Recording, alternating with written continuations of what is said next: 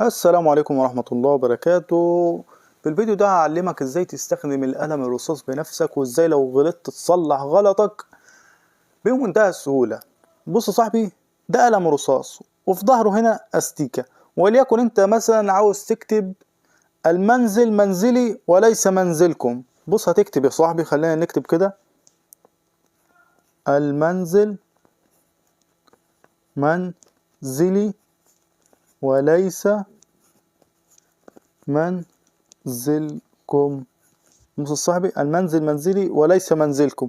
ولكن مثلا ايه، هنكتب كلمة منزلكم تاني بس هكتبها غلط متعمد عشان نصححها. منزل، ايه ده كتبتها غلط. طب اعمل ايه؟ طب لا يا صاحبي، بص الحل بسيط، الحل السحري.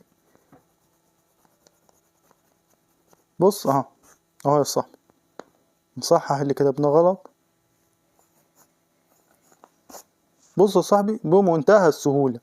ده الحل السحري يا صاحبي في القلم الرصاص. ما تنساش لو عجبك الفيديو تشترك في القناة وتفعل جرس الإشعارات وتضغط لنا لايك للفيديو. السلام عليكم.